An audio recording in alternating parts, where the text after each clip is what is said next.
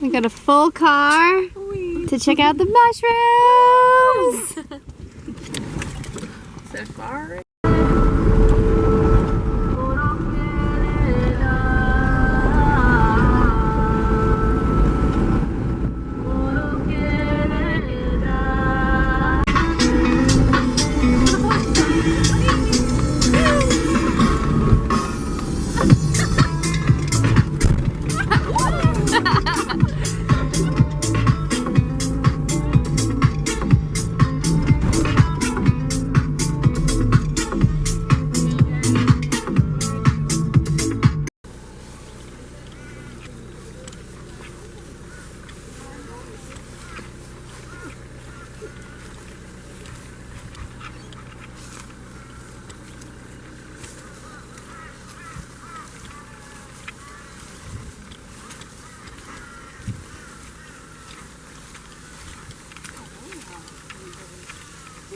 Because I heard there's maybe some wood for fire. White nubs, and then it will go yellow, and then it starts to form an orange, and then red, and eventually, like, they'll get much bigger than this. So it'll be like a full white nub, and then they'll start to fan out with the orange, the yellows, the orange, and then full red.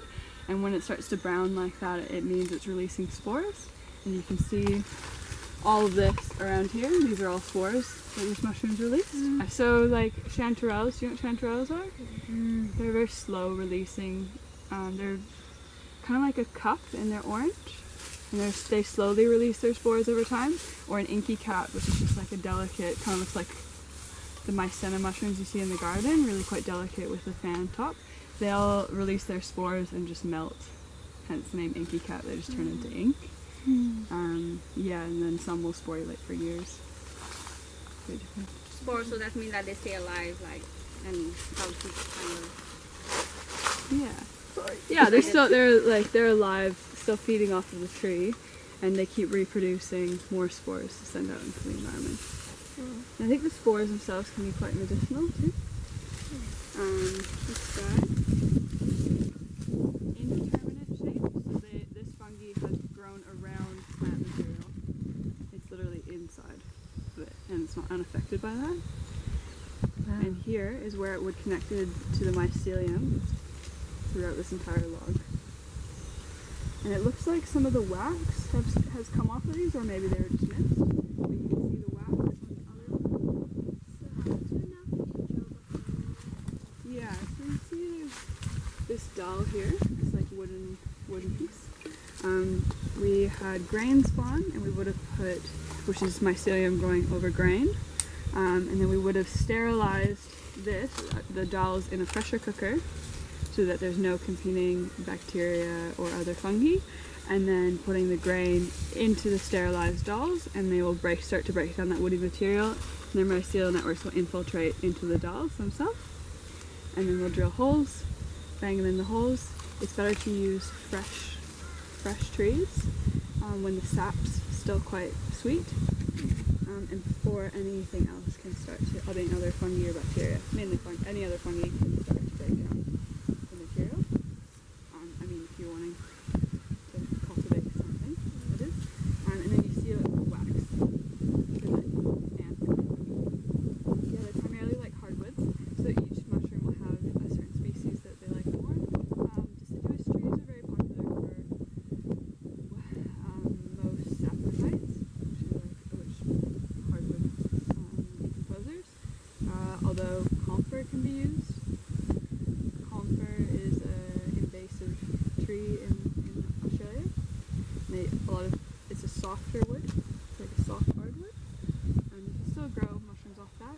Oyster mushrooms are pretty vigorous, and they'll grow on almost anything.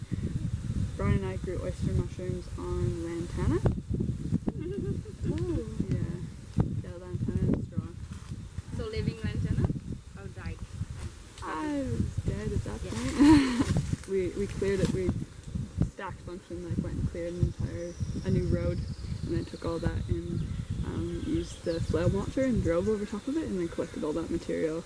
And we did a type of pasteurization, a chemical type of pasteurization, where we did, you can either use hydrated lime or wood ash, and it acts to sterilize the substrate by changing the pH so that it kills all of any bacteria that was formerly existing there, and then when you remove the substrate from the water and it starts to change its pH again, all the old of the bacteria that would have dominated in a lower pH or a high pH level, more of a basic level, will die off as well.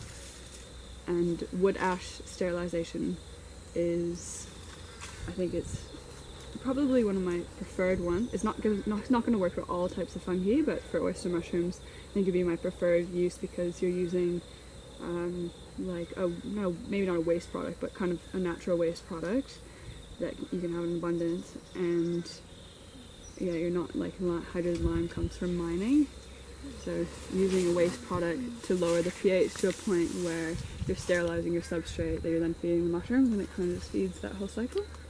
Wood ash you have to buy, right? You can't just use ash from like a fire. Yeah, you can. You can? Yeah. Okay. Oh, okay. Yeah. So the water to ash rate is more than it would be hydrated lime. You put 3% of wood ash into your water mixture that you then have to fully submerge your substrate in, and you leave that for 12 to 24 hours. 12 to 14 hours is roughly that.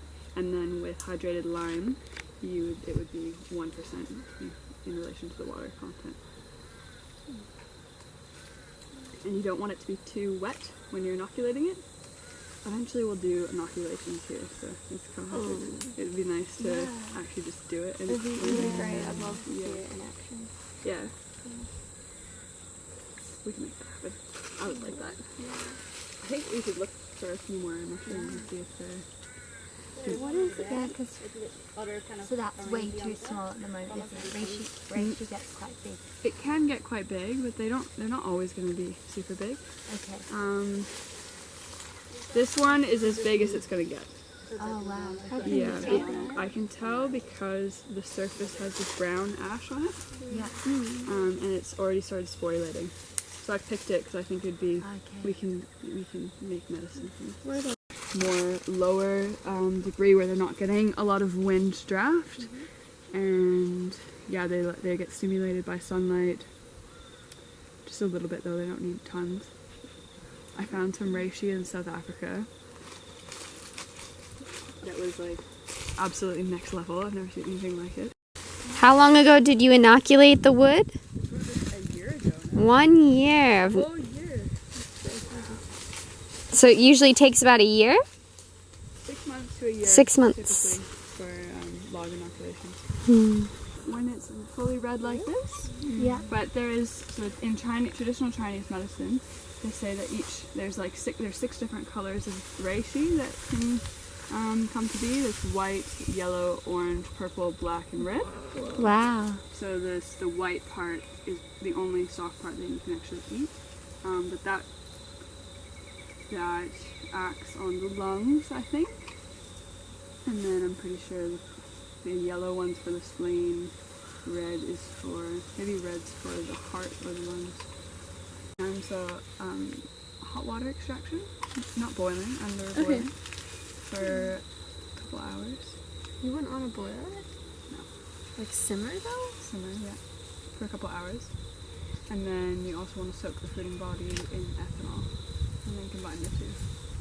Make a tincture, but you could just make a tea with hot water, and that would be you're getting still quite a few beneficial effects. But then the fruiting body afterwards, some of them you can dry them out and reuse them like 3 or 4 times, or you can just chuck that fruiting body after you've made a hot water extraction into ethanol and let the other compounds be infused into that solution.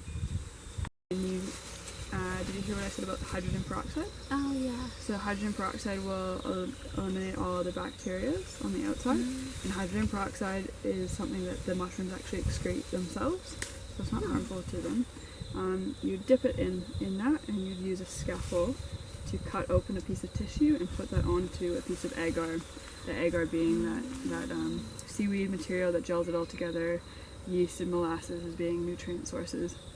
And then the mycelium will grow on that piece of agar, and from there you can use that to then inoculate grain spawn, and then use that to inoculate more substrate, and you can just keep expanding it.